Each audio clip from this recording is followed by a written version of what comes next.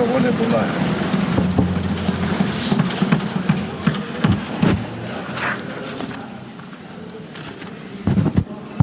माननीय अध्यक्ष जी, सबसे पहले मैं रेड कॉरिडोर के नाम से जो पूरा क्षेत्र जाना जाता था, 12 राज्य, 70% भूभाग और 20 करोड़ की आबादी एक क्षेत्र में रहते सभी आदिवासी भाइयों बहनों की ओर से आपका धन्यवाद करना चाहता हूं कि आपने इस चर्चा का आज यहां पर हमें परमिशन दिया है। माननीय अध्यक्ष जी, वो सालों से चाहते थे कि इनका दर्द, इनकी वेदना, इनकी परेशानी, नक्सलियों द्वारा किया गया उनको अन्याय और उनके भविष्य को अंधेरे में घेरने वाली ये पूरी व्यवस्था एक बार देश की सबसे बड़ी पंचायत हमारी संसद में उजागर हो और पूरी दुनिया उसको जाने। मगर लंबे समय तक इसको मौका नहीं दिया गया और मुझे इस बात का भी बहुत खुशी है कि देश और हम सब के लिए बहुत महत्वपूर्ण एक घटनाक्रम जो 1970 से लेकर 2026 तक चला, उस घटनाक्रम के बारे में आज संसद में चर्चा हो रही है। मान्यवर, थियोरी का जो प्रचार कर रहे थे वो एक गलत प्रकार का नैरेटिव, एक गलत प्रकार का स्वप्न भोले भाले आदिवासियों के सामने रखा था कि हम आपके अधिकार के लिए लड़ रहे हैं, हम आपको न्याय दिलाने के लिए लड़ रहे हैं, हम आप विकास से महरूम रह गए हो इसलिए लड़ रहे हैं। मान्यवर, आज बस्तर से नक्सलवाद लगभग समाप्त हो चुका है। बस्तर के अंदर हर गांव में एक स्कूल बनाने की मुहिम चली। बस्तर के अंदर हर गांव में राशन की दुकान खोलने की मुहिम चली।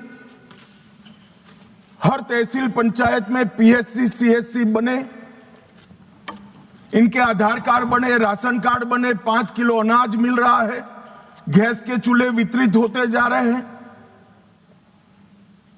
मैं इतना ही पूछना चाहता हूं, नक्सलवाद की जो लोग यहां पर वकीलात कर रहे थे उनको, कि ये 70 से अब तक क्यों नहीं मिला। पूरे देश को तो 2014 में नरेंद्र मोदी जी की सरकार आने के बाद देश के हर गरीब को घर मिला, गैस मिला, शुद्ध पीने का पानी मिला, 5 लाख तक का बीमा मिला, प्रति व्यक्ति प्रति माह 5 किलो अनाज मुफ्त मिला। ये बस्तर वाले क्यों छूट गए थे? मैं इसलिए कहना चाहता हूं मान्यवर कि सत्य को झुठलाया जा रहा है। ये बस्तर वाले इसलिए छूट गए थे कि वहां लाल आतंक का परछाया था, इसलिए वहां विकास नहीं पहुंचा था। लाल आतंक का परछाया विकास नहीं है इसलिए नहीं गया था। लाल आतंक का परछाई वहां पड़ा था इसलिए विकास नहीं पहुंचा था। आज परछाई हट गई है और बस्तर विकसित हो रहा है। मान्यवर, बस्तर में विकास पहुंचा।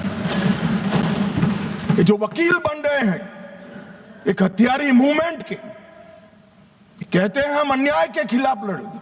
संविधान को मानोगे या नहीं मानोगे?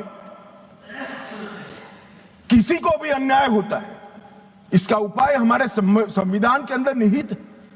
अदालतें बनी है, विधानसभाएं बनी है, जिला पंचायतें बनी है, तहसील पंचायतें बनी है। ये पूरी व्यवस्था को नकार कर हाथ में हथियार उठा लोगे, ऐसा कैसे चलेगा? और जस्टिफाई जो करे उनको मैं कहना चाहता हूं, वो समय चला गया।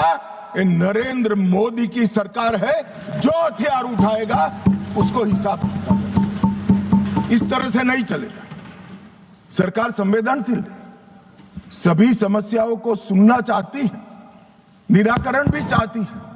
यही संसद ने ढेर सारी योजनाएं बनाई हैं, मगर इसका इंप्लीमेंटेशन भी आप नहीं करने दोगे, क्योंकि आपकी आइडियोलॉजी और आपका अवैध शासन वहां पर चलता रहे। मैं आज पूछना चाहता हूं, अभी कांग्रेस के लोग बहुत जोर जोर से आदिवासी का विकास नहीं हुआ, विकास नहीं हुआ, विकास नहीं हुआ कहते थे, और राजकुमार रोज जैसे आदिवासी युवा सांसद भी वोट की लालच में कांग्रेस का समर्थन कर रहे थे, कांग्रेस की थ्योरी का समर्थन कर रहे। मैं उनको पूछना चाहता हूं, भाई 75 साल में 60 साल तो शासन आपने किया, आदिवासी अभी तक विकास के बगैर क्यों बच गया? विकास तो अब आकर नरेंद्र मोदी जी कर रहे हैं। 60 साल तक उसको घर नहीं दिया, उसको पानी नहीं दिया, इसके लिए स्कूल नहीं बनी, मोबाइल टावर नहीं पहुंचने दिए, बैंक की फैसिलिटी नहीं पहुंचने दी, और अब आप हिसाब मांग रहे हो। अरे भाई, जग थोड़ा तो अपने गिरेबान में झांक कर देखो कि दोषी कौन है। मान्यवर, मैं पूरा बताऊंगा। मान्यवर, 12 राज्य, छत्तीसगढ़, तेलंगाना, आंध्र प्रदेश, ओडिशा, महाराष्ट्र, मध्य प्रदेश, झारखंड, बिहार, बंगाल, केरल, कर्नाटक का कुछ हिस्सा और उत्तर प्रदेश के 3 जिले, ये पूरा रेड कॉरिडोर बनाकर रखा और वहां कानून का शासन समाप्त कर। 12 करोड़ लोग गरीबी के अंदर सालों तक जीते रहे, किसी ने चिंता नहीं की। हजारों युवाओं की मृत्यु हुई। एक एनजीओ की अगर मान ले तो इधर और साइड से 20,000 युवा मारे गए। कई पूरा जीवन दिव्यांग बन गए, अपाहिज बन गए, नर्क का जीवन जी रहे हैं और उनके तक विकास भी नहीं पहुंचा। मान्यवर, कौन जिम्मेदार है इसके लिए? क्या इस देश की सबसे बड़ी लोकतंत्र की पंचायत ने क्षीर नीर कर इस पर चिंतन नहीं करना चाहिए, या अपने गढ़े गढ़ाई थ्योरी लेकर घूमते रहना चाहिए? मैं बाद में बताता हूं कि नक्सलवाद का मूल कारण विकास की डिमांड नहीं है, एक आइडियोलॉजी है, जिस आइडियोलॉजी को अपने राष्ट्रपति पद का चुनाव जीतने के लिए 1970 से इंदिरा जी ने स्वीकार कर लिया। ये वामपंथी विचारधारा के कारण नक्सलवाद फैला।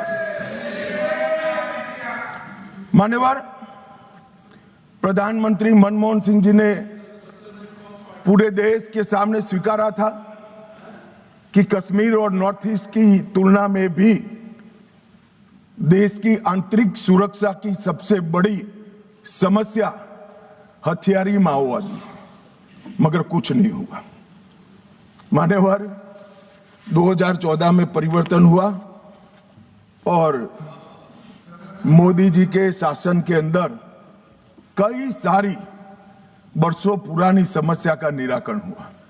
धारा 370 हट गई, 35A हट गई, राम जन्मभूमि पर भव्य मंदिर बन चुका है, जीएसटी इस देश में आज वास्तविकता बनकर रहा है, सीएए का कानून आ गया है, विधायी मंडलों में मातृशक्ति को 33% आरक्षण दिया गया है।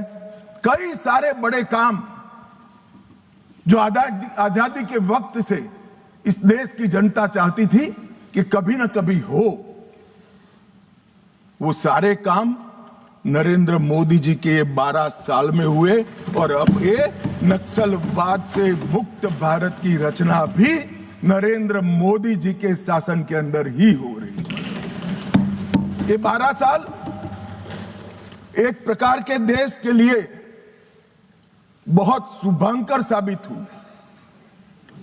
देश को गरीबी से मुक्ति दिलाने के लिए, देश के युवाओं के लिए नई शिक्षा पद्धति लाने के लिए, देश की आंतरिक और बाह्य सुरक्षा को सुनिश्चित करने के लिए, इस देश के मूलों से न जुड़ी हुई पॉलिसियों को दरकिनार करने के लिए ये 12 साल में बहुत कुछ हुआ है।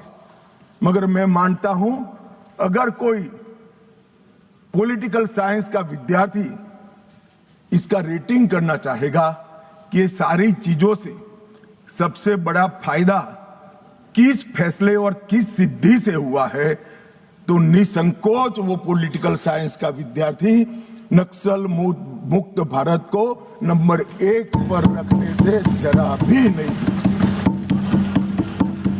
मान्यवर, ये जो बड़ी घटना देश में आकार लेने जा रही है, उसका पूरा श्रेय, उसका पूरा यश हमारे सीएपीएफ के जवान, विशेषकर कोबरा और सीआरपीएफ के जवान, राज्य सरकारों की पुलिस, विशेषकर छत्तीसगढ़ राज्य पुलिस और डीआरजी के हमारे जवान और वहां के स्थानीय आदिवासी बासिंदों को जाता है। अगर उनका सहयोग ना होता तो दुनिया में कई रिकॉर्ड है, बड़े बड़े तानाशाह जब जनता साथ नहीं देती है तो डूम हिलाकर भागे हैं। मगर यहां पर आज वामपंथी उग्रवाद समाप्त होने जा रहा है, इसमें जनता का भी बड़ा साथ है। और आज मैं फिर से एक बार इस चर्चा की शुरुआत में जो हजारों युवा मारे गए, जो सिक्योरिटी फोर्सेस के जवान शहीद हो गए, जिन्होंने अपना सर्वस्व इस देश की आंतरिक सुरक्षा के लिए बलिदान कर दिया, वो सभी को मन पूर्वक पूरे सदन की ओर से विनम्र श्रद्धांजलि देकर उसको एक्नॉलेज करना चाहता हूं।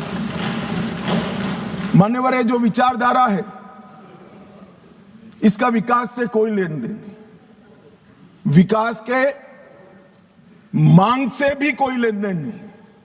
ये विचारधारा कौन सी है? क्या है माओवादी विचारधारा? इसका ध्रुव वाक्य क्या है? जब हम आजाद हुए हमने कहा सत्यमेव जयते, सत्य का हमेशा विजय हो, विजय होता है। इनका ध्रुव वाक्य क्या है?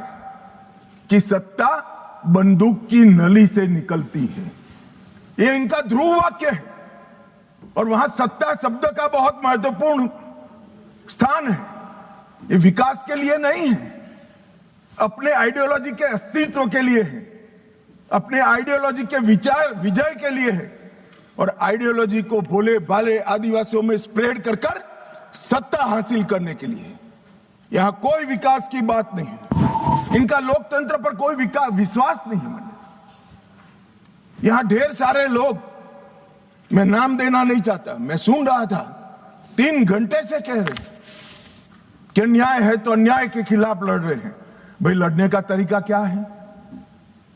हम अंग्रेजों के शासन में नहीं रह रहे हैं। कुछ लोगों ने भगत सिंह जी और बिरसा मुंडा से कंपैरिजन कर दिया। क्या हिमाकत कर रहे हैं? शहीद भगत सिंह और बिरसा मुंडा, भगवान बिरसा मुंडा जो अंग्रेजों के सामने लड़े, वो संविधान तोड़कर हाथ में हथियार लेकर निर्दोषों की हत्या करने वालों लोगों के साथ आप इसका कंपैरिजन कर रहे हैं? मान्यवर, राजनीतिक स्वार्थ से ऐसे विषयों में ऊपर उठ जाना चाहिए। यही विचारधारा कहती है दीर्घकालीन युद्ध ही हमारी विचारधारा को फैला सकता है। उनको अपनों का भी खून बहाने से कोई परहेज नहीं। और उनके आदर्श देखिए साहब, 10,000 साल के हमारे उपलब्ध इतिहास में कितने आइडियल आदर्श पुरुष, स्त्री, युवा हुए, एक बहुत बड़ा लिस्ट बन सकता है। इन्होंने तिलका मांझी को अपना आइडियल नहीं समझा, भगवान बिरसा मुंडा, भगत सिंह जी या सुभाष बाबू को अपना आइडियल नहीं समझा। इन्होंने आदर्श किसको कहा? माओ को कहा। चीन का ये आदर्श तय करने में भी फॉरेन से इंपोर्ट करते हैं। मान्यवर, बस्तर का सिलेक्शन क्यों हुआ? एक कार्यक्रम था भारत मंडपम में, बस्तर क्षेत्र से जो अच्छी शिक्षा दीक्षा प्राप्त करे थे ऐसे युवाओं के साथ मेरा इंटरेक्शन था। तो मेरे नाश्ते के टेबल पर एक बच्ची बैठी थी। उसने कहा कि साहब, आप बता सकते हैं कि माओवादियों ने, नक्सलाइटों ने हमारे बस्तर को ही क्यों चुना? मान्यवर, इस विषय को मैं जरा डिटेल बताना चाहता हूं।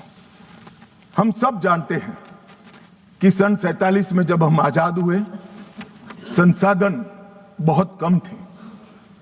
एक लंबी गुलामी के कालखंड को समाप्त कर हम आजाद हुए थे। देश के अंदर विकास का नामो निशान नहीं था।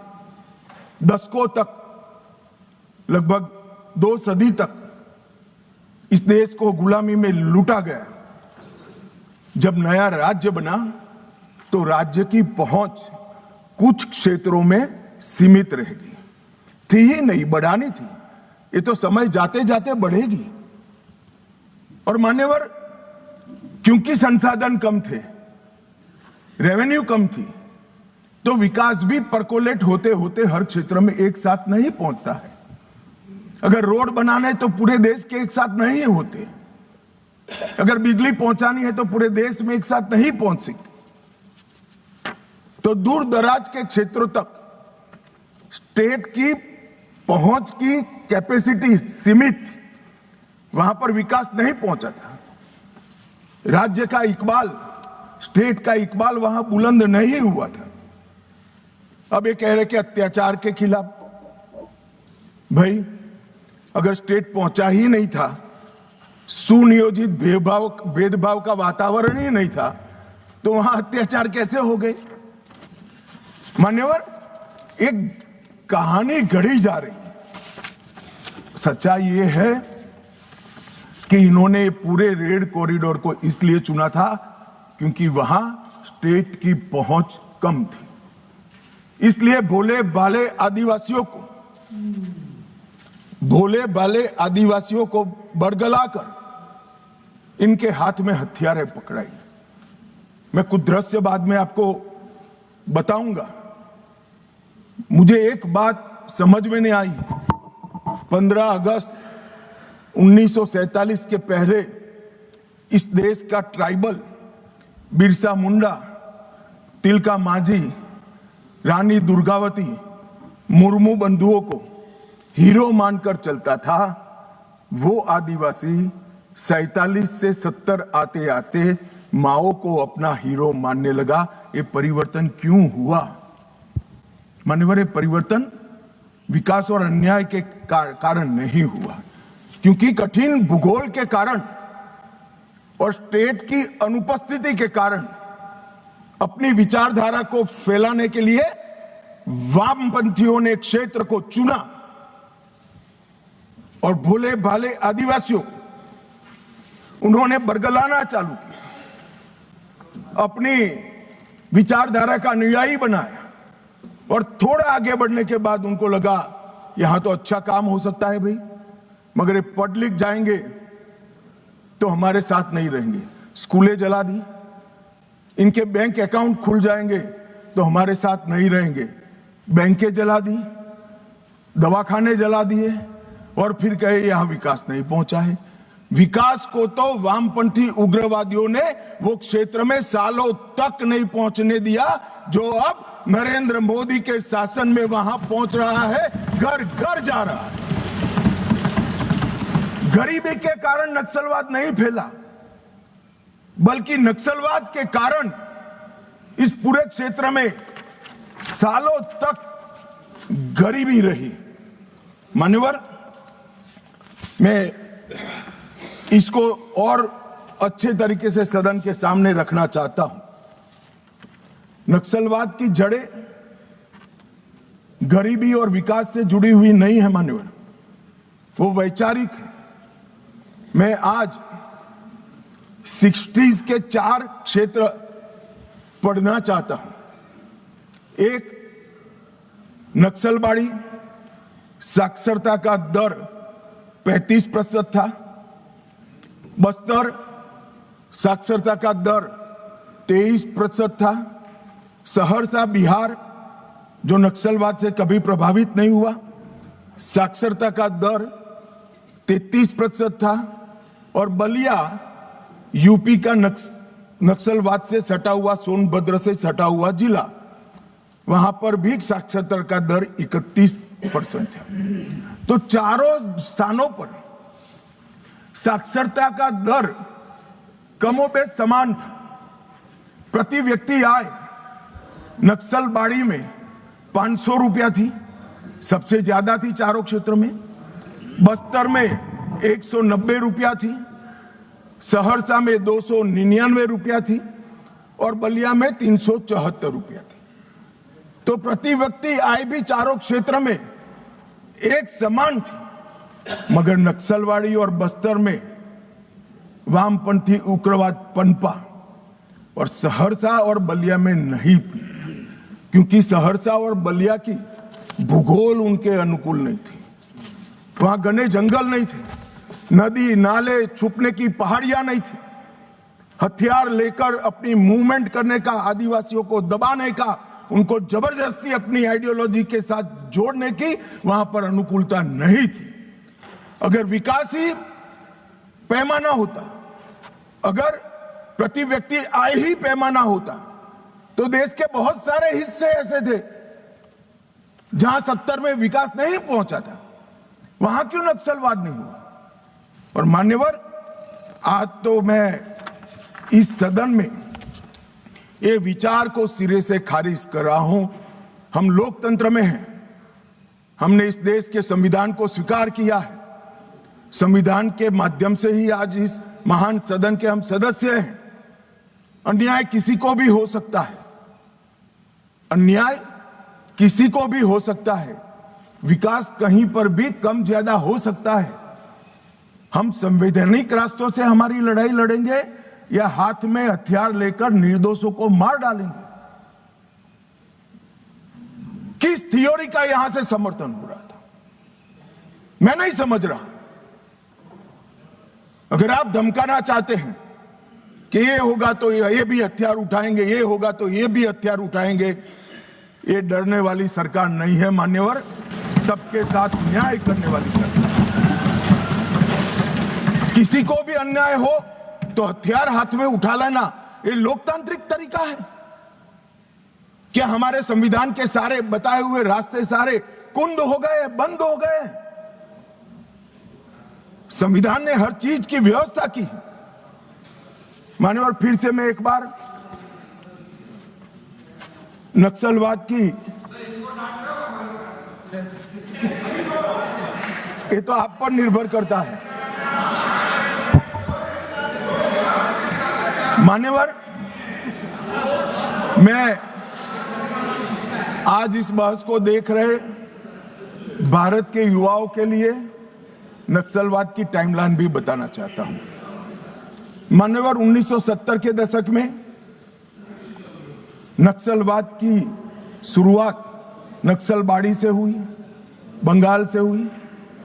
1971 के एक ही वर्ष में 3620 हिंसा की घटनाएं वहां पर हुई।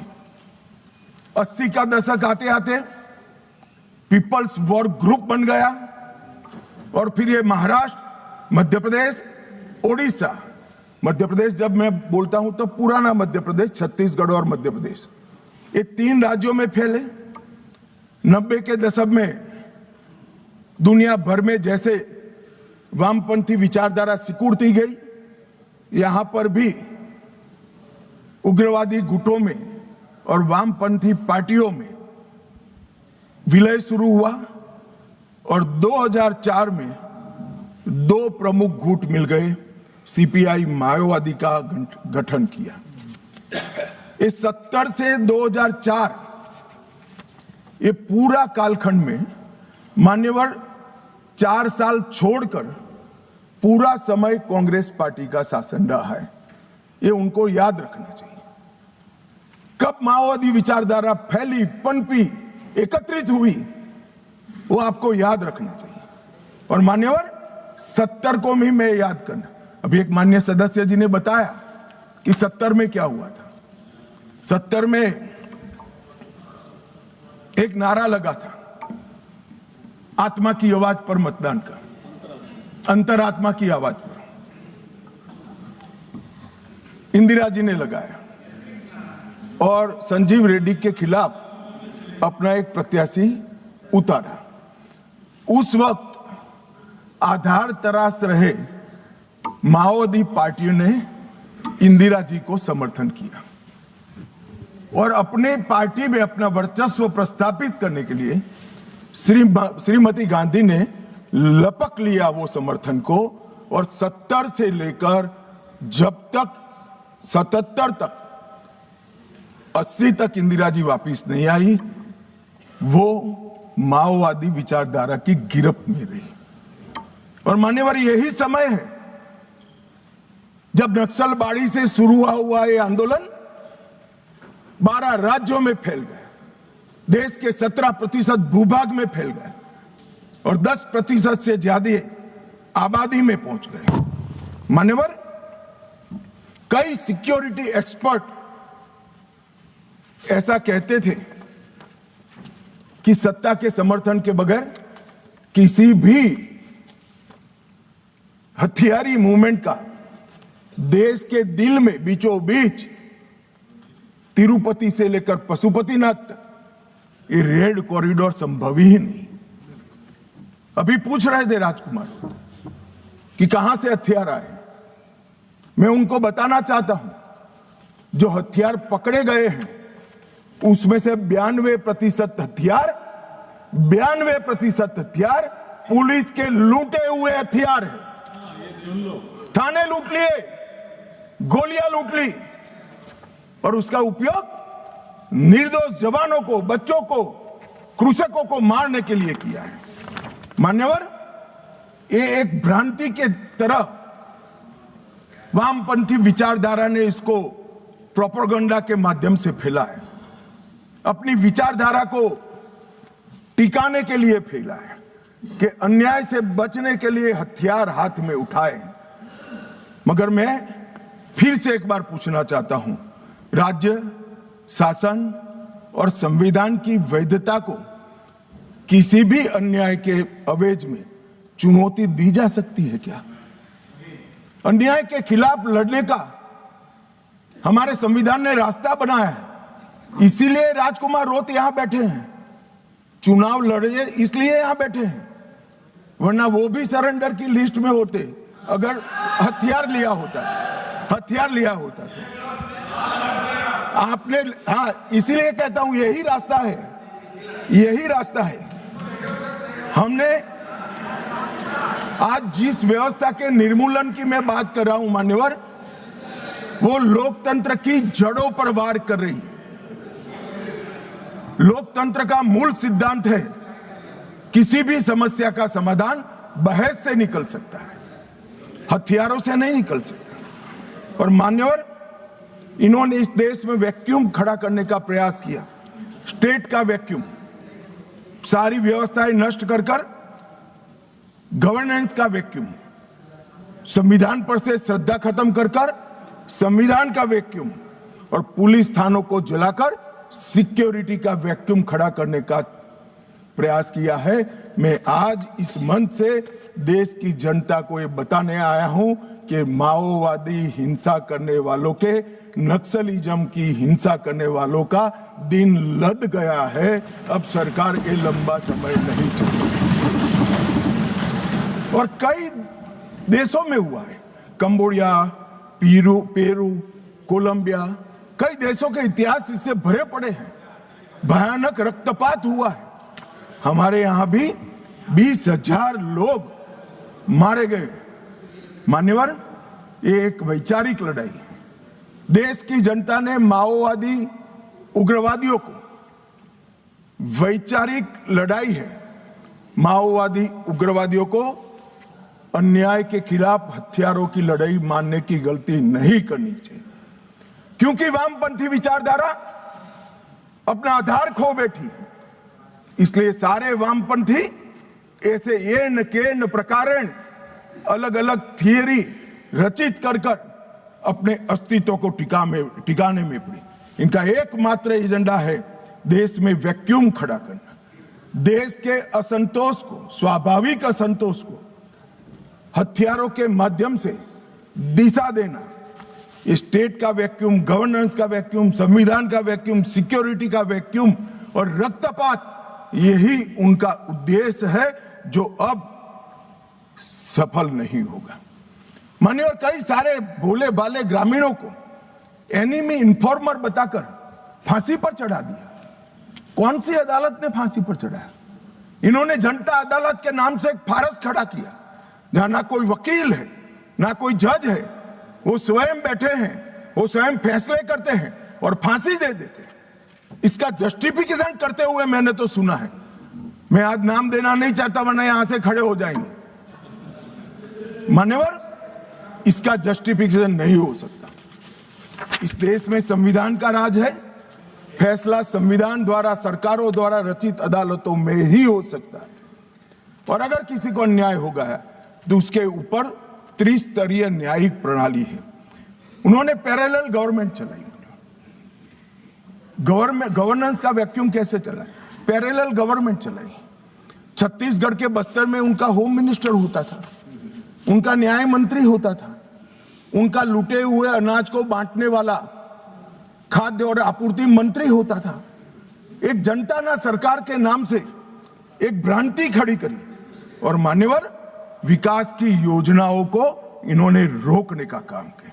इन्होंने संविधान और न्याय व्यवस्था को निशाना बनाकर संविधान का वैक्यूम खड़ा करने का। कोई चुनाव न लड़े, मतदान नहीं होने देंगे, सरपंच कोई नहीं होगा, तहसील पंचायत, जिला पंचायत का सदस्य नहीं होगा, विधायक वो चाहते हैं वो ही जीत कर आएंगे। किस प्रकार की व्यवस्था खड़ी करना चाहते हैं और इसका समर्थन कैसे हो सकता है? अब कह रहे बातचीत करो, जो कह रहे उनको मैं बताना चाहता हूं, मैं 50 बार कह चुका हूं सार्वजनिक मंचों पर, बस्तर में जाकर, बस्तर के हर तहसील में जाकर कह चुका हूं, हथियार डाल दीजिए, सरकार आपके पूरे पुनर्वसन की व्यवस्था करेगी, मगर हथियार नहीं डालेंगे।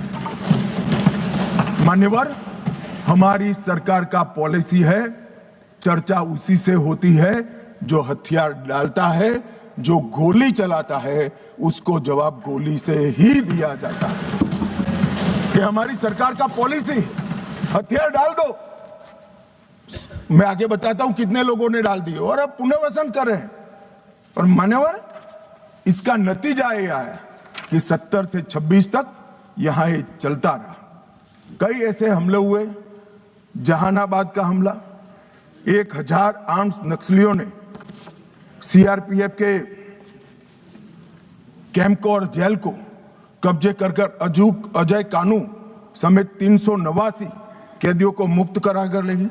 आंध्र ओडिशा सीमा पर दर्जनों स्कूलों और इंफ्रास्ट्रक्चर की सुनियोजित विनाश किया। हर ठेके में 20% का जनता ना टैक्स डालते रहे। मान्यवर, 70 ट्रकों में झारखंड में एक साथ आग लगा दी, 11 बोगियों में मालगाड़ी में एक साथ आग लगा दी और वार्षिक वसूली उनकी जनता ना टैक्स की, इनके ही सेक्रेटरी का जो कंप्यूटर मिला है इसके हवाले से कह रहा हूं, 240 करोड़ रुपया थी। मान्यवर, 240 करोड़ रुपया। और इसको कैसे जस्टिफाई कर सकते, किस तरह से जस्टिफाई करते?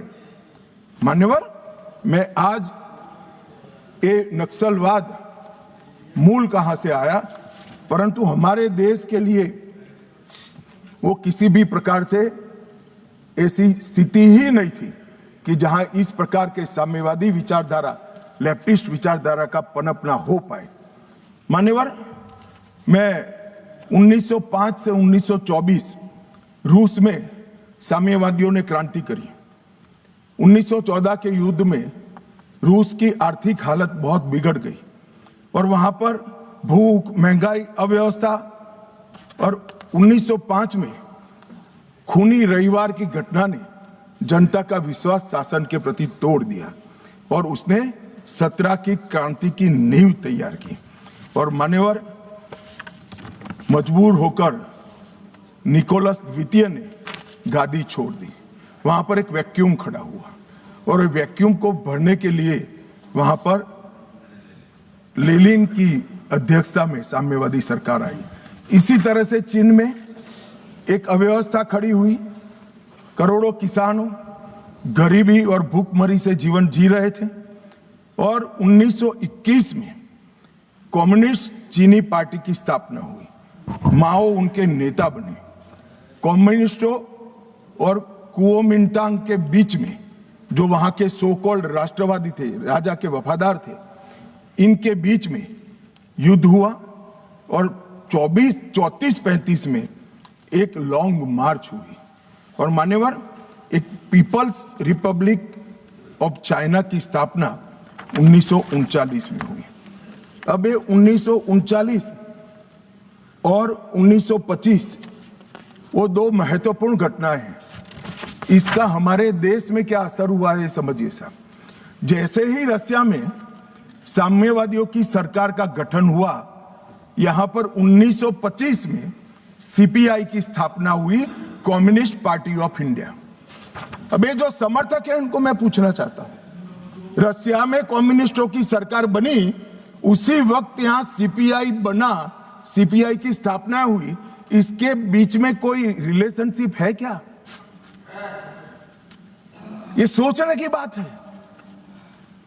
रशिया की सरकार ने स्पॉन्सर कर दुनिया भर में कम्युनिस्ट पार्टी की रचना की। इसका एक हिस्सा हमारे यहां बना हुआ है। अब जिस पार्टी की नींव ही किसी दूसरे देश की प्रेरणा से गई है, वो हमारे देश का भला कैसे सोचेंगे? इन्होंने तो अंग्रेजों का भी समर्थन किया था। 1964 में कम्युनिस्ट पार्टी मार्क्सिस्ट बनी। यह भी समझने जैसा है कि सीपीआईएम क्यों बना। मान्यवर 64 में 69 में 1969 में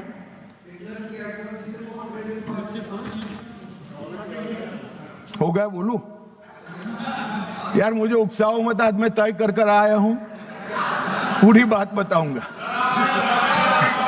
मान्यवर 1964 में सीपीआईएम बना। यह भी समझना पड़ेगा कि सीपीआई थी, फिर सीपीआईएम क्यों बनी। मान्यवर 1964 में सोवियत रशिया और चीन के बीच में झगड़ा हुआ, तो दोनों साम्यवादी राष्ट्र के अंदर अलग अलग विचारधारा की साम्यवादी सरकारें आई। जैसे अलग अलग विचारधारा की आई, तो यहां पर चीन की भी एक समर्थित पार्टी सीपीआई मार्क्सिस्ट खोल दी, जो अभी बोल रहे थे, अपने अमराराम जी बोल रहे थे। मान्यवर ये दोनों पार्टियां कम्युनिस्टों की, एक रशिया में जब क्रांति हुई तब हुई, और एक रशिया के चीन के बीच मतभेद हुआ तब हुई। इसके बाद 69 में संसदीय राजनीति का विरोध करने के लिए, मेरी बात ध्यान से सभी लोग सुने, आपके माध्यम से मैं देश को भी कहना चाहता हूं, 1969 में सीपीआई एमएल मार्क्सिस्ट की स्थापना हुई। इसका उद्देश्य कोई विकास का वैक्यूम बनना नहीं था, कोई अधिकारों की रक्षा नहीं था। उसके संविधान में उद्देश्य था संसदीय राजनीति का विरोध कर सशस्त्र क्रांति करना, जो रशिया और चीन में कर चुके थे। मगर यहां राजाशाही नहीं बची थी, अंग्रेज यहां था नहीं, यहां संविधान से चलने वाली एक लोकतांत्रिक सरकार बन गई थी। फिर क्यों संसद का विरोध? चुनाव लड़ते, जीत कर आते, अपनी बातों को लोगों को मनवाते, मगर वैसे तो कोई बात सुनेगा नहीं। इसलिए सशस्त्र क्रांति, क्रांति कई प्रकार की होती है। वैचारिक क्रांति होती है, कुछ लोगों ने गीतों लिखकर क्रांति की है, महात्मा जैसे लोगों ने अहिंसक क्रांति करी थी, इन्होंने सशस्त्र क्रांति और दूसरा संसदीय राजनीति का विरोध करना, ये दो उद्देश्यों के साथ सीपीआई मार्क्सिस्ट बना और मान्यवर यही आज के माओविस्ट है। ये मूल समझे बगैर अन्याय अन्याय अन्याय अन्याय रटे जा रहे। भाई अन्याय के लिए नहीं बनी है, हमारी संसदीय राजनीति का विरोध करने के लिए, संसद का जिसका आप सदस्य हो इसका विरोध करने के लिए बने। उसके बाद में 75 में जैसे ही कांग्रेस का समर्थन मिला, एमसीसी माओइस्ट बनी और बिहार झारखंड केंद्रित पार्टी बनी। फिर पीडब्ल्यूजी में बना, वो आंध्र केंद्रित बना। 82 में दलित किसान केंद्रित सशस्त्र संघर्ष CPI ML party unity Bihar में बनी। दलित किसान केंद्रित संघर्ष इनका उद्देश्य था। 98 में पीपल्स वॉर ग्रुप बना और उसमें माओवादियों का एकत्रीकरण हुआ। इतना सब करने के बाद भी वो सफल नहीं हुए और 2000 में PLJA बना, GA बना, जो सैन्य विंग बनी, गुरुल्ला फोर्स बनाई मान्यवर। और 2004 में ये PWG MCC दोनों का विलय हो गया। तो थ्योरी वाले और हथियार उठाने वाले दोनों 2004 में विलीनीकरण हुआ। 14 में मोदी जी आए और 26 में सबकी समाप्ति हो गई। ये टोटल 1925 से लेकर 2026 तक 101 साल का उनका इतिहास है मान्य। इसीलिए मैं कहता हूं मेरे साथी सदस्यों को जो सामने बैठे हैं, आप इसको अन्याय का स्वरूप, अन्याय के खिलाफ संघर्ष का स्वरूप मानकर महिमा मंडित मत करो। हम जिस सदन में बैठे हैं इसका विरोध करने के लिए वो जन्मे हैं। वोट की जगह बुलेट से शासन प्राप्त करना चाहते हैं। और मान्यवर, अगर यही बात है कि चर्चा करिए चर्चा करिए चर्चा करिए, चर्चा से कोई परहेज नहीं। हर कोई चर्चा का स्वागत करता है, पर फिर तो पुलिस क्यों रखी है? पुलिस की जरूरत ही नहीं है। सेना क्यों रखी है? पैरामिलिट्री फोर्स क्यों रखे हैं? कुछ लोग ऐसे होते हैं जो चर्चा से मानते ही नहीं है, वहां बल प्रयोग कर कर उनके अत्याचार से निर्दोष नागरिकों को बचाना पड़ता है।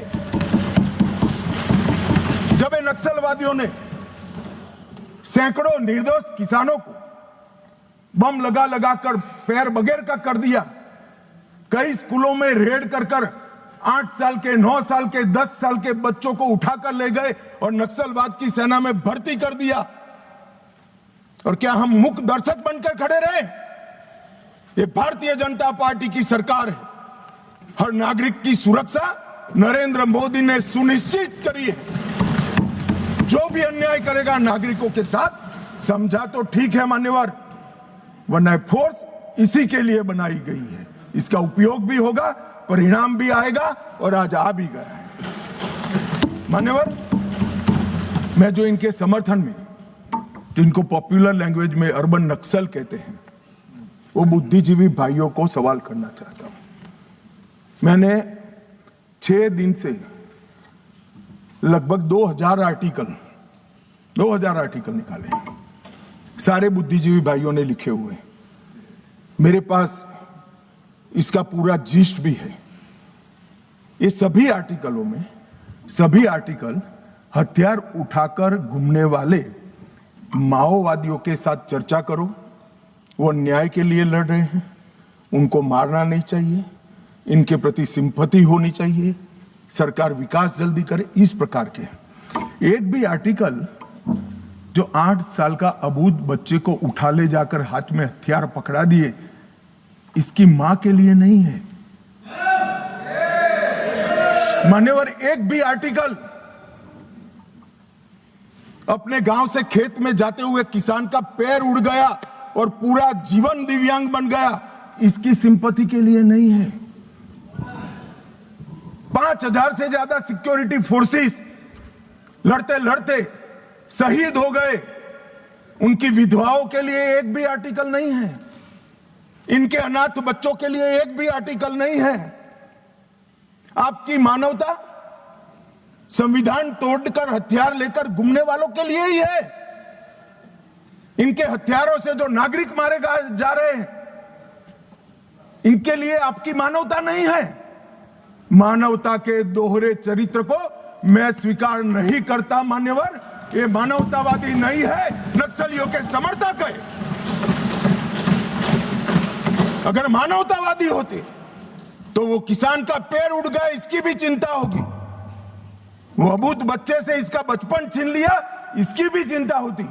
मान्यवर, वो हाथ में हथियार लेना नहीं चाहते, गरीबों के हाथ में हथियार दिलाकर अपनी विचारधारा को, अपनी आइडियोलॉजी को पनपाना चाहते हैं, मगर उनके भी दिन लग गए हैं। स्पष्टता से सुन लीजिए, ये पूरे देश में अब जागरूकता आई है। और क्या हुआ है, पूरा देश आज सुन रहा है, पूरा देश आज समझ रहा है। मान्यवर, मैं आज एक और बात बता दूं। किसी सदस्य ने जिक्र किया सलवा जुड़म का, और कांग्रेस के नेता और सारे लोग, मैं नाम देना नहीं चाहता वरना फिर से खड़े हो जाएंगे। मान्यवर, सलवा जुड़म का जजमेंट जो है इसका पक्ष लेते हैं। मान्यवर, सलवा जुड़म की शुरुआत 2005 में राज्य समर्थित, मतलब सरकार समर्थित जन आंदोलन के रूप में हुई। आदिवासी युवाओं को एसपीओ बना गया, जिसको कोया कमांडो कहते थे, और उनको ये जो आतंक फैलाते थे इनके सामने लड़ने के लिए ट्रेनिंग दी गई। मान्यवर, एम्बुश की रणनीति जो अपना रहे थे, इसके खिलाफ उसी प्रकार की रणनीति अपनाने का निर्णय हुआ। अब मैं ये पूछना चाहता हूं कि सलवा जुड़म की शुरुआत किसने की? मान्यवर, किसी बीजेपी के कार्यकर्ता ने नहीं की थी।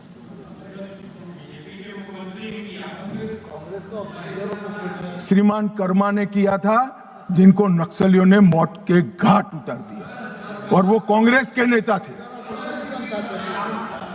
मान्यवर, 5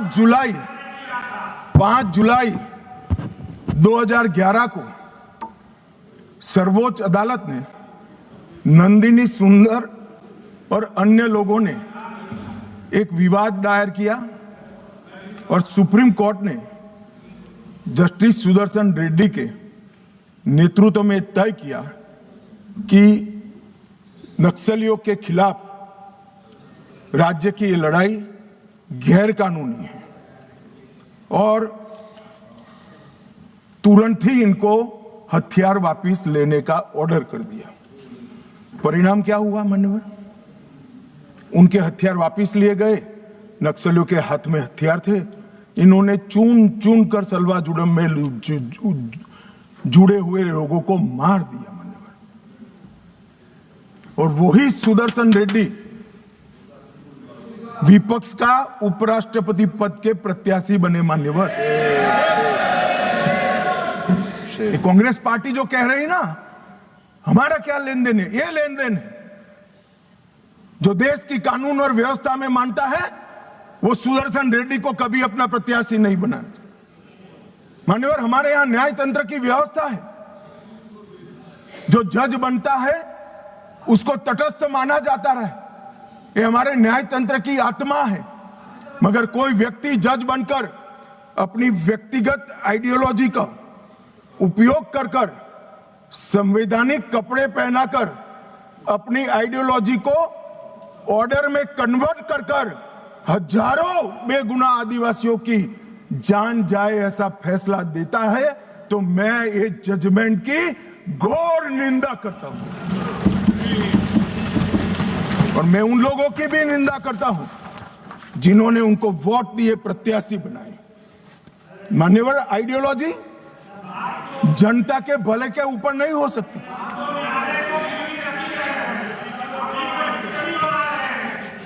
मान्यवर, आइडियोलॉजी कभी अबूझ आदिवासियों की सुरक्षा के ऊपर नहीं हो सकती। आइडियोलॉजी जनता के भले से ऊपर नहीं हो सकती। मान्यवर, ये कह रहे हैं विकास नहीं है, विकास नहीं है। 2014 के पहले का मैं बोलूंगा तो फिर से हो हल्ला करेंगे, मगर 14 के बाद का तो बोलने का मुझे अधिकार है मान्यवर, क्योंकि हमारी पार्टी की सरकार है, हमारे नेता के नेतृत्व में, नरेंद्र मोदी जी के नेतृत्व में सरकार चल रही है मान्यवर। 2014 के बाद ये पूरे क्षेत्र में 17,589 किलोमीटर सड़कें बनाने का मंजूरी दिया है, जिसमें 12,000 किलोमीटर सड़कें बन चुकी हैं। ये विकास की बात करें, वो इसलिए हो रहा है कि धीरे धीरे धीरे नक्सलवाद समाप्त हो रहा है, वरना वहां सड़कें नहीं होती थी। आईडी गाड़ देते थे, ट्रकों को जला देते थे, और लगभग 20,000 करोड़ रुपया खर्च हो चुका है। 20,000 करोड़ रुपया। मोबाइल टावर लगभग 5,000 मोबाइल टावर 6,000 करोड़ के खर्चे से हम लगा चुके हैं मान्यवर। वहां पर दूरसंचार पहुंचेगा तो ये दुनिया के साथ जुड़ेंगे, देश के साथ जुड़ेंगे, विकसित भारत के साथ जुड़ेंगे मान्यवर। 2 अन्य योजनाओं में और 8,000 4G टावर बनाने का हुक्म नरेंद्र मोदी जी ने किया है। बाद में दिल्ली जितनी ही कनेक्टिविटी छत्तीसगढ़, महाराष्ट्र और तेलंगाना के आदिवासी क्षेत्र में होगी मान्यवर। 1804 बैंक शाखाएं 12 साल में खुली, 1321 एटीएम खुले हैं, 37,850 बैंकिंग कॉरेस्पोंडेंस बनाए गए और 6,025 डाकघर खुले। ये सिर्फ 12 साल में हुआ है, आगे कुछ नहीं हुआ। चर्चाएं करी, विकास माओवादियों ने होने नहीं दिया। हमने माओवादियों के साथ चर्चा नहीं करी, उनको समाप्त किया और विकास को आगे बढ़ाया। 259 एकलव्य आदर्श विद्यालय हमने बनाए मान्यवर। इसके साथ साथ 46 ITI, 49 SDC skill development centre बनाए, 16 कौशल विकास केंद्र बनाए और लगभग इस सब में 800 करोड़ रुपया का और खर्चा ये 12 साल में हमने किया है। जगदलपुर छत्तीसगढ़ में जहां CSC PSC नहीं थे, वहां पर 240 बिस्तरों का सुपर स्पेशलिटी अस्पताल हमने बनाया। सिविक प्रोग्राम में 212 करोड़ के कार्य किए, जो स्वास्थ्य शिविर और दवाओं के जुड़े हुए हैं, और जनजातीय युवा एक्सचेंज के कार्यक्रम भी हमने बनाए। सिक्योरिटी के लिए, राज्यों की सहायता के लिए SRE लेकर आए, 10 साल में 3,000 करोड़ दिया। स्पेशल इंफ्रास्ट्रक्चर स्कीम लेकर आए और 5,000 करोड़ दिया। एक्सटेंडेड SIS योजना लेकर आए और 2,000 करोड़ दिया, और 4,000 करोड़ केंद्रीय निधि द्वारा क्रिटिकल पब्लिक इंफ्रास्ट्रक्चर, जैसे पानी की छोटे पानी की टंकी है, जोड़ने वाली पुलियां हैं, गांव के अंदर पंचायत घर बनाना है, इसके लिए 4,000 करोड़ रुपया दिया मान्यवर। ये क्यों हो पाया और 70 से अब तक क्यों नहीं हुआ था? कांग्रेस पार्टी करना नहीं चाहती थी, ऐसा नहीं है। करने जाते थे वो धमाके कर मार देते थे। हमने धमाके करने वालों को समाप्त किया, तो ये विकास अब हो रहा है और विकसित बस्तर की रचना मान्यवर हो रही है मान्यवर। अब मैं आ रहा हूं हथियारी माओवादियों के खिलाफ जो हमारे पैरामिलिट्री फोर्सेस ने जो अभियान चलाया, उस पर आ रहा हूं। 2014 के बाद क्या बदला मान्यवर? CAPF तो वही है, स्टेट पुलिस भी वही है। 2014 के बाद क्लियर पॉलिसी और स्ट्रांग पॉलिटिकल विल इस काम में जुड़ी। नरेंद्र मोदी जी ने यह स्पष्ट कर दिया, इस देश के किसी भी कोने में चाहे कश्मीर हो, चाहे उत्तर पूर्व हो, चाहे वामपंथी उग्रवादी विस्तार हो, गैर कानूनी प्रवृत्ति नहीं चलेगी। इस पर कठोर हाथों से काम। सेंटर और स्टेट के बीच में अलाइनमेंट हुआ। स्टेट की कैपेसिटी में गवर्नमेंट, गवर्नेंस और पुलिसिंग तीनों में हमने सुधार किया। सीएपीएफ और स्टेट पुलिस का समन्वय बढ़ाया। एक्शनेबल इंटेलिजेंस को नीचे तक परकोलेट करने की व्यवस्था की और जिम्मेदारियां भी स्पष्ट कर दी। मान्यवर, ऑल एजेंसी अप्रोच शुरू किया। सिर्फ हथियार नहीं, एनआईए, ईडी, इंटेलिजेंस एजेंसी, ये सभी नेटवर्क, फंडिंग और सपोर्ट सिस्टम, ये सभी पर हमने प्रहार किया। इफेक्टिव सरेंडर पॉलिसी लेकर आए, बाद में मैं आंकड़ा बताता हूं। डेवलपमेंट और गवर्नेंस में हमने कोई वैक्यूम नहीं छोड़ा। और अब पहले जहां राज्य की उपस्थिति नहीं थी, स्टेट नहीं था, वहां आज राज्य की उपस्थिति है। और नक्सलवाद के हार का सबसे बड़ा कारण ये है कि राज्य अब हर गांव में पहुंच चुका है, वहां पंचायत बन चुकी है। मान्यवर, विकास के लिए हमने होल ऑफ गवर्नमेंट अप्रोच लिया और सुरक्षा नकेल कसने के लिए होल ऑफ एजेंसी अप्रोच लिया। मान्यवर, तीन चीजें आज मैं देश के सामने, तीन तिथियां जरूर बताना चाहता हूं। 20 अगस्त, 24 अगस्त 2024, 20 अगस्त 2019 और कल 31 मार्च 2026। 20 अगस्त को गृह मंत्रालय में एक मीटिंग हुई और ये जो पूरा मोदी जी ने विकास का काम तो पहले से ही चालू कर दिया। ये पूरा पुलिस कोऑर्डिनेशन का काम, मॉडर्नाइजेशन का काम, रिटायर्ड नक्सलियों को पुलिस फोर्स में लेने का काम, इनके कोऑर्डिनेशन का काम, खुफिया एजेंसी के साथ, ये सब 20 अगस्त को डिजाइन किया गया। तो फिर इतनी देर क्यों लगी? बैठ जाओ। मैं बताता हूं पैसा का भी। मान्यवर, देर क्यों लगी? क्योंकि बीच में छत्तीसगढ़ में कांग्रेस की सरकार थी।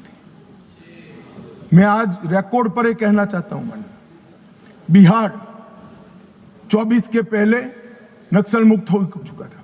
महाराष्ट्र एक तहसील छोड़कर 24 के पहले नक्सल मुक्त हो। ओडिशा 24 के पहले नक्सल मुक्त हो चुका था। झारखंड एक जिला छोड़कर 24 के पहले नक्सल मुक्त हो चुका था। सिर्फ छत्तीसगढ़ नहीं हुआ था क्योंकि वहां कांग्रेस की सरकार थी। मुझे कहने में कोई संकोच नहीं है, क्योंकि सत्य बोलते हुए कहीं पर कोई भी स्थान का विचार नहीं कहना चाहिए। सत्य बोलने के लिए ही होता है। छत्तीसगढ़ कांग्रेस की सरकार ने नक्सलवादियों को बचा कर रखा था। और मान्यवर, यहां दूसरी तारीख आती है 24 अगस्त 2024। 2024 की शुरुआत में हाँ एलिगेशन ही है, एलिगेशन है, हाँ एलिगेशन, समर्थन करना है। एक मान्यवर, मैं किसी व्यक्ति के सामने नहीं कर रहा हूं, मुझे रूल्स न समझाएं। और व्यक्ति के सामने करना है तो भूपेश बागल को पूछो, प्रूफ रजू करूं क्या यहां पर? हाँ बोले तो बोलो, वरना फंस जाओगे। मान्यवर, जनवरी 2024 में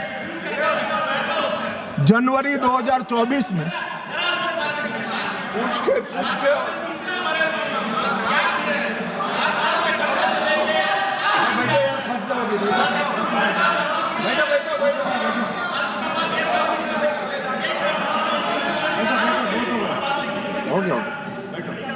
मान्यवर, 2024 में छत्तीसगढ़ में सरकार बदली।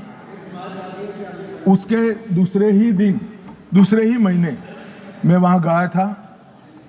भाजपा की सरकार ने पूरा समर्थन का भरोसा दिया, साझा रणनीति बनी और 24 अगस्त 2024 को मैंने घोषित किया था कि 21 मार्च 2026 को ये नक्सलवाद पूरे देश से हम समाप्त करें।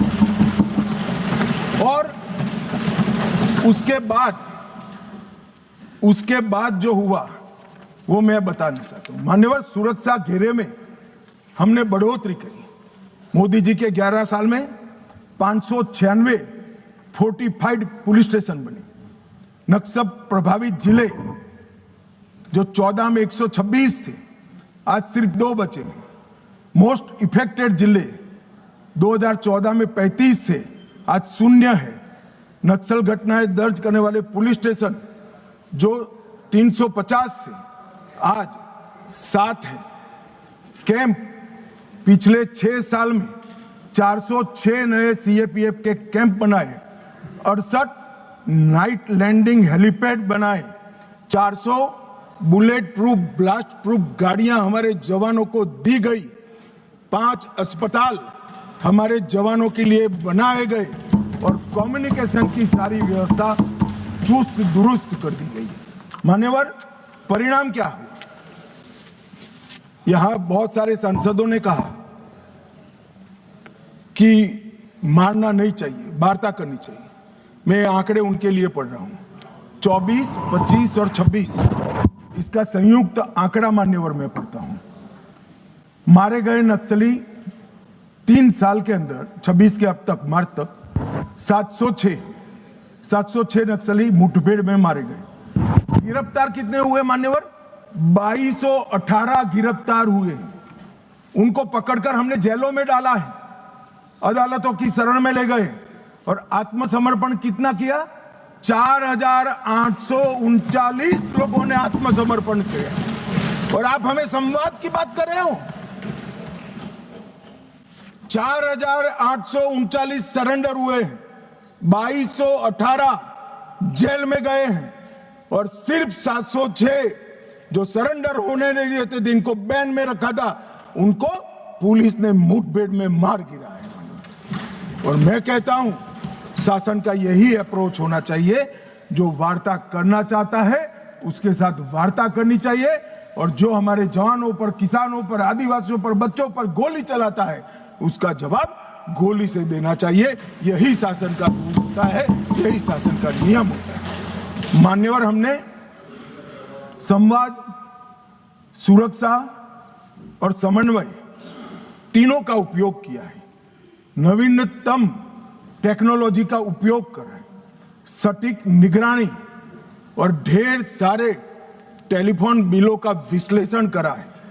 Location tracking system, mobile phone की गतिविधियां, scientific call logs, social media analysis, forensic और तकनीकी संस्थानों की सहायता लेकर ये पूरे अभियान का हमारे गृह मंत्रालय ने नेतृत्व किया है। ड्रोन सर्वेलेंस, सैटेलाइट का उपयोग, इमेजिंग टेक्नोलॉजी और आर्टिफिशियल इंटेलिजेंस आधारित डेटा एनालिसिस से ये सफलता मान्यवर प्राप्त हुई है। मान्यवर, कई ऐसे अभियान भी चले जिसने बड़े बड़े क्षेत्र क्लियर कर दिए। अगर मैं नहीं बोलता हूं तो हमारे जवानों के लिए अन्याय हो जाएगा। ऑपरेशन ऑक्टोपस 2022 में चला, बूढ़ा पहाड़ क्षेत्र में बिहार में चला। Operation double would Gumla, Lohardaga और लातेहार जिलों में चला। 8 से 25 फरवरी तीनों जिले नक्सलवाद से मुक्त हो गए। 2022 में चला। ऑपरेशन थंडरस्टॉर्म झारखंड के सरायकेला, पश्चिमी सिंहभूम और खूंटी जिले में 1 से 3 सितंबर 22 में चला। ऑपरेशन भीमबंद मुंगेर जिले के जून व जुलाई 22 में चला। ऑपरेशन चक्रबांधा बिहार के गया और औरंगाबाद जिलों में 22 में चला। और ये सारे एरिया मान्यवर इससे मुक्त हो गए। मान्यवर, एक ऑपरेशन की ओर मैं विशेष ध्यान दिलाना चाहता हूं सदन का। ऑपरेशन ब्लैक फॉरेस्ट तेलंगाना और छत्तीसगढ़ की सीमा में 50 किलोमीटर लंबी और 37 किलोमीटर चौड़ी एक पहाड़ी है। ये पहाड़ी पर इन्होंने अपना एक परमानेंट कैंप बनाया था। 5 साल लड़ सके इतना असला, इतने हथियार, सोलार से वहां लाइट की व्यवस्थाएं, ढेर सारी आईडी बनाने की फैक्ट्रियां और 5 साल का अनाज वहां पर भरा था। 400 से 500 कैडर वहां पर एकत्रित थे। और मान्यवर, मैं आज बड़े संवेदनशीलता के साथ कहना चाहता हूं कि बहुत गर्मी थी मान्यवर। 45 डिग्री टेम्परेचर पहाड़ पर था। पत्थर 10 बजते बजते गर्म हो जाता था। शरीर में से 2 लीटर 3 लीटर पसीना बह जाता था। हम जवान को पीने के लिए रेशनिंग में 300 ग्राम पानी देते थे। जवानों ने उफ नहीं की मान्यवर। 21 दिन तक ऑपरेशन चला। 30 से ज्यादा माओवादी मारे गए। बाकी सारे नीचे उतरते ही पुलिस के साथ मुठभेड़ों में मारे गए या सरेंडर किए। और ये पूरा असला हमने जब्त कर लिया। इसी ने महाराष्ट्र, छत्तीसगढ़ मतलब बस्तर और तेलंगाना में माओवादी आंदोलन का अंत कर। मैं आज भी बड़ी विनम्रता के साथ और बड़े भाव के साथ सीए बोलता, सुनिए ना, आगे सुनिए ना। कोई मान्यवर, बड़ी विनम्रता के साथ और बड़ी संवेदनशीलता के साथ कोबरा, सीआरपीएफ, डीआरजी और छत्तीसगढ़ पुलिस को मन पूर्वक इस सदन में सैल्यूट करना चाहता हूं मान्यवर। इन्होंने अमानवीय धैर्य का उपयोग कर कर इनके किले को तोड़ा है। वैसे ये कह रहे हैं ग्रेहाम का भी रोल है, मगर हमें तेलंगाना सरकार ने ऊपर आने से ना बोल दी थी कि हम ऊपर नहीं आएंगे, ये नीचे आएंगे तो हम इनको रोकेंगे।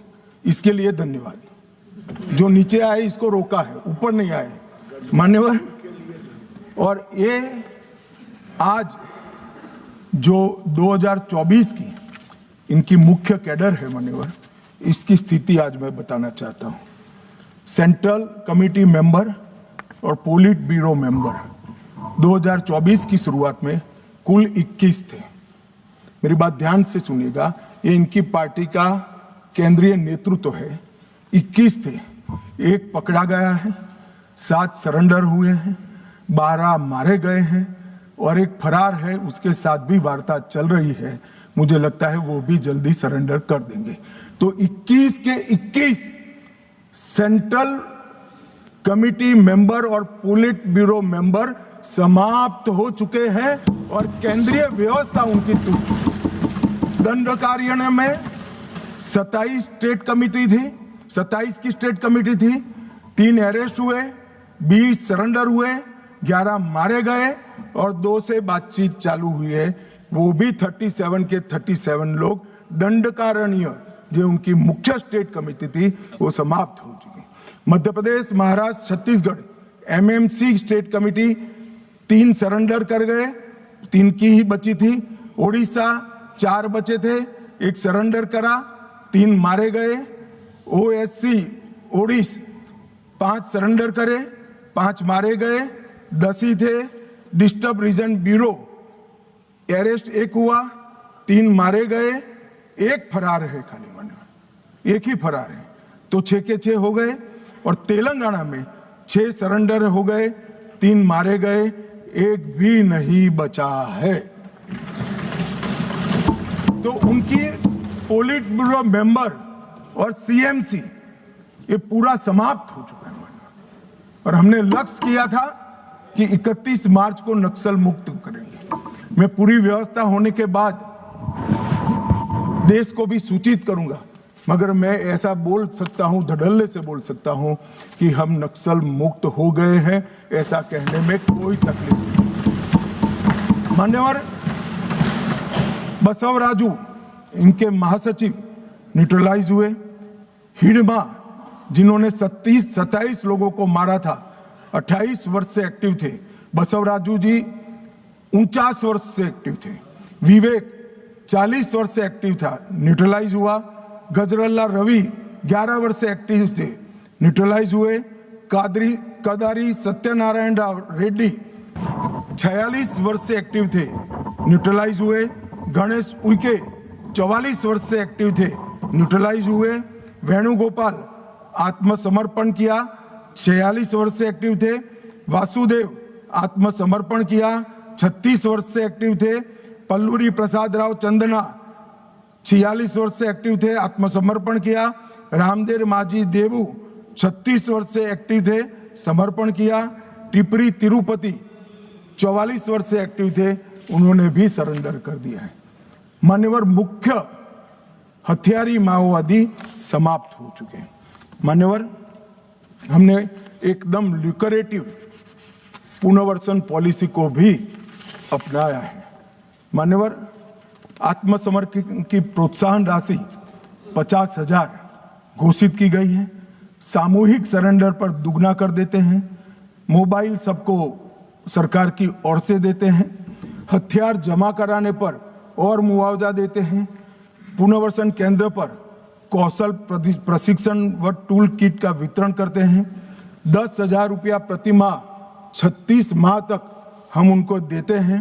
सभी को मोदी जी ने प्रधानमंत्री आवास योजना की गिफ्ट दी है। नक्सल मुक्त पंचायत होते ही गांव के विकास के लिए 1 करोड़ रुपया दिया जाता है। और मान्यवर, हमने कैंप लगाए हैं सरेंडर के।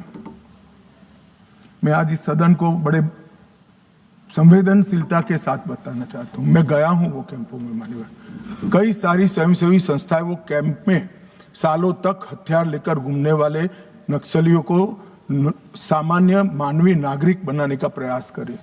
वहां जाते हैं साहब, आंख में आंसू हो जाए ऐसे दृश्य खड़े होते हैं। किसी नक्सली बच्ची को नेल पॉलिश देते हैं तो लगाते लगाते रो पड़ती है। इसके ट्यूटर उसको पूछते हैं, क्यों रो रही हो? कि पहली बार मैंने जीवन में नेल पॉलिश लगाया है, 7 साल की थी, ये मुझे उठा ले गए, तब से पैंट शर्ट और बूट में घूम रही हूं, मैंने जीवन को कभी देखा नहीं। मान्यवर, लिपस्टिक लगाते लगाते वो रो पड़ते, मेहंदी हाथ में लगती है, उनकी खुशी का कोई ठिकाना नहीं रहता। वहां पर बस्तर में मान्यवर साप्ताहिक बाजार लगते हैं, उनके माँ बाप को मिलने के लिए ले जाते हैं। खुद तो माँ बाप के आशीर्वाद लेते हैं और नए जीवन की आशीर्वाद मांगते हैं। कुछ लोग माँ बाप को पीटने लगते हैं, क्यों दे दिया हमने नक्सलियों को, हमारा जीवन बर्बाद कर दिया। 25-25, 30-30 साल तक न पढ़े न लिखे, निरक्षर रहे, खाना नहीं मिला, पशुओं की तरह दौड़ते रहे, ना रात देखा ना दिन देखा, पूरा जीवन इनका तबाह हो गया। और जिसको भी ये नक्सलवादी हिंसा अन्याय का सामना लगती है, मेरे सबसे करबद्ध निवेदन है, एक कैंप में जाकर 2 रात बिताइए, आपको मालूम पड़ेगा ये नक्सलवादियों ने क्या किया। और यहां बैठकर फैशनेबल तरीके से इनका पक्ष लेना, कि इनकी सुनो, इनसे चर्चा करो, बहुत सरल है किसी के पास जवाब? ये 15,000 बच्चों के जीवन बर्बाद कर दिए, कौन जिम्मेदार है किसी के पास जवाब? क्या सारे बुद्धिजीवी अर्बन नक्सल जाकर देखिए कैंप में आपने क्या किया है। आप तो इसी चैम्बर में बैठकर कोर्ट के प्रोटेक्शन के अंदर आर्टिकल लिखते रहते हैं, वहां जीवन के जीवन उजड़ गए हैं और किसी को परवाह नहीं है। अपने आप को ह्यूमन राइट का चैंपियन मानते हैं। मैं पूछना चाहता हूं, 32 साल की आयु तक मेहंदी न लगाने वाली बच्ची के ह्यूमन राइट का कौन चिंता करेगा? मान्यवर, उसकी चिंता नरेंद्र मोदी करेंगे और कोई। इनका अधिकार जो छीन लिया है, इसका हिसाब कभी न कभी देना पड़ेगा। मैं तो जन्म से हिंदू हूं मान्यवर, कर्मों में मानता हूं। जिन्होंने भी शब्द से भी प्रचिन्न समर्थन नक्सलाइटियों का किया है, वो सब इस पाप के इतने ही भागीदार है जितना बंदूक लेकर घूमे।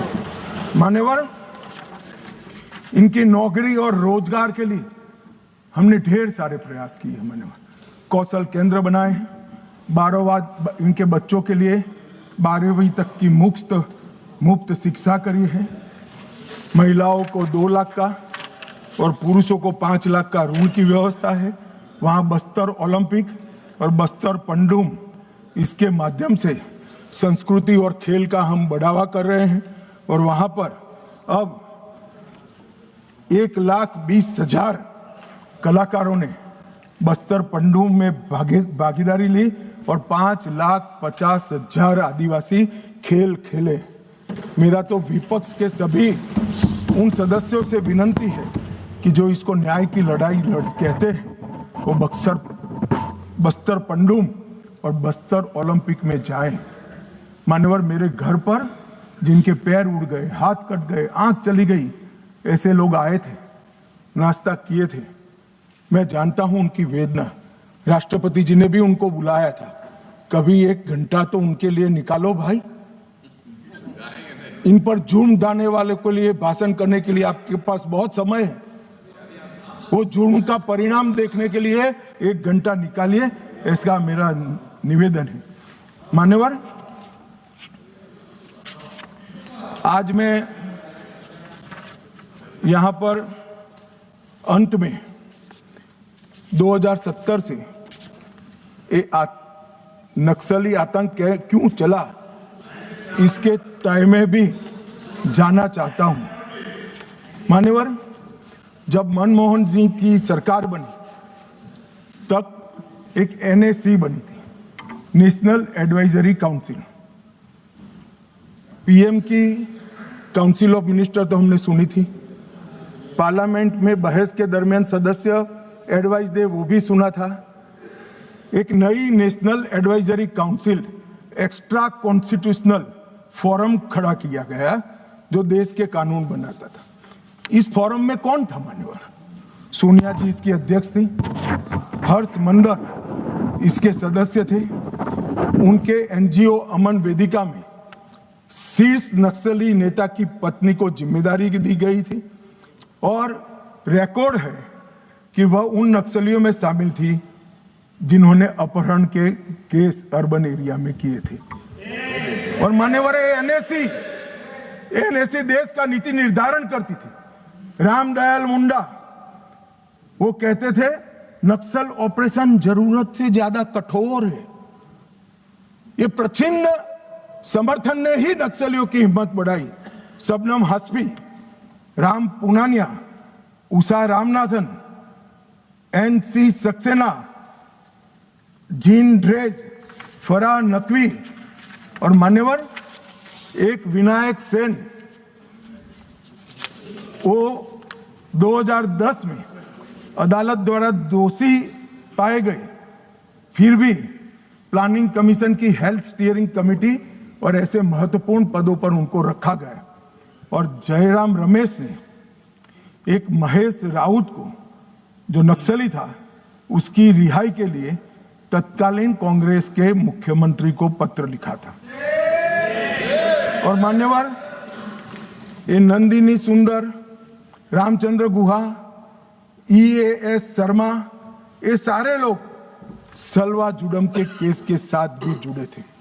मान्यवर, जब देश के सर्वोच्च सत्ता के केंद्र सरकार की एक एक्स्ट्रा कॉन्स्टिट्यूशनल अथॉरिटी जो PM के भी ऊपर थी, इसके सदस्य अगर नक्सलवाद के समर्थक हो तो आप मुझे बताइए मान्यवर, किस तरह से नक्सलियों का हौसला टूटेगा?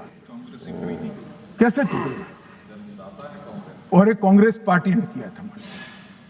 ये भाग नहीं सकते मान्यवर, ये तो इतिहास है। और जो लोगों को विरोध है मेरी बात की, कल आने वाले दिनों में सैकड़ों पुस्तकें लिखी जाएगी जो आपके कारनामों से भरी हुई होगी। कैसे भागोगे? लोकतंत्र के अंदर किसी का आवाज दबाया नहीं जाता। मान्यवर, 2011 में मनमोहन सिंह जी ने prime minister rural development fellowship launch की। मान्यवर, उनका काम युवाओं को एक्सपोजर देना था।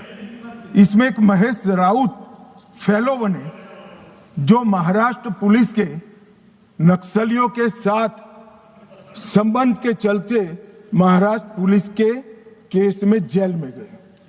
अब प्राइम मिनिस्टर ऑफिस ने की हुई prime minister rural development fellowship जब लॉन्च हुई तो उसका एक बेनिफिशियरी नक्सलवादी है, तो नक्सलवादियों के हौसले भला कैसे टूटेंगे?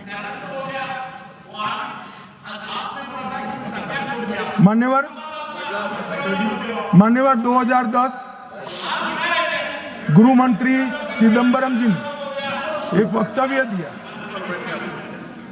चितलनाड़ छत्तीसगढ़ में एक साथ 76 जवानों को मार दिया।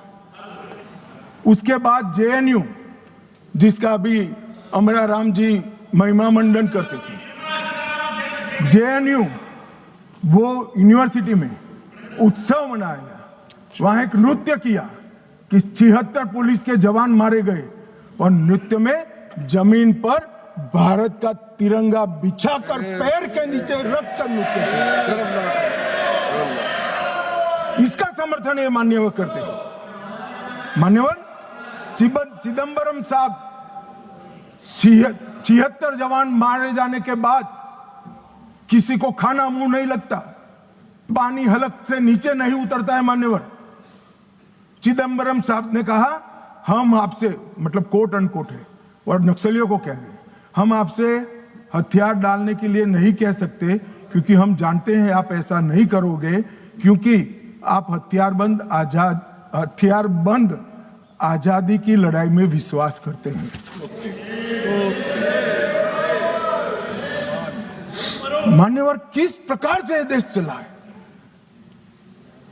और पूरे तालाब में पानी भरा है, इसमें गोता लगाते हैं और कपड़े भिगोए बगैर बाहर निकलते हैं। हमने तो कुछ किया ही नहीं, मैंने तो ऐसे जादूगर देखे नहीं है। तालाब में गोता लगा दे आदमी और बाहर निकले, एक भी कपड़ा भीगा ना हो और कहेंगे मैं तो निर्दोष हूं, मैं गया ही नहीं, मैं तो बोला भी नहीं, चाला भी नहीं। एक कमाल जादू आता है मान्यवर। मान्यवर मैं अब उनके नेता की बात करना चाहता हूं, राहुल गांधी जी की। राहुल गांधी जी अपने लंबे राजनीतिक कैरियर में कई बार नक्सलों और उनके हमदर्दों के साथ देखे गए। भारत जोड़ो यात्रा में कई नक्सल फ्रंटल संगठन हिस्सा लिए, इसका रिकॉर्ड है। 2010 में ओडिशा में लाडो सिकोका के साथ मंच साझा किया। सिकोका ने उसी मंच से भड़काऊ भाषण दिया और राहुल गांधी को माला भी पहनाई। 2018 में हैदराबाद में गुम्माडी विट्ठल राव उर्फ गद्दार से मुलाकात की, जो विचारधारा के करीब रहे। मई 25 कोऑर्डिनेशन कमेटी ऑफ पीस, मान्यवर 2025 कोऑर्डिनेशन कमेटी ऑफ पीस, इसके साथ मुलाकात की। मान्यवर आज हिडमा जब मारा गया, मान्यवर 172 जवानों को मारने वाला हिडमा जब मारा गया, इंडिया गेट पर नारे लगे, कितने हिडमा मारोगे, हर घर से निकल लेंगे हिडमा। ये वीडियो को राहुल गांधी ने स्वयं ट्वीट किया है। कैसे बच सकते हैं?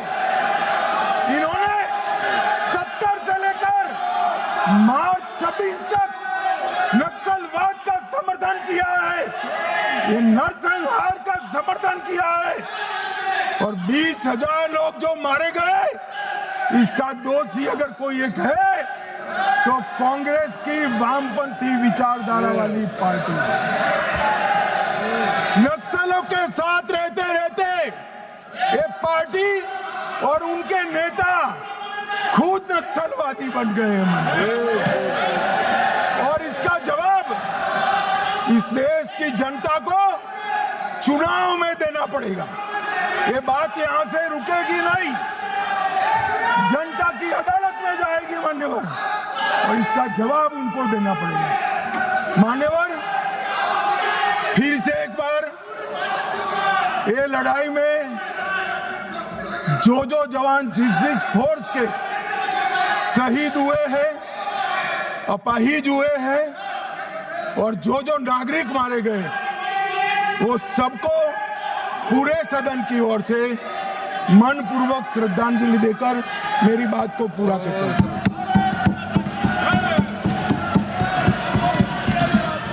सभा की कार्रवाई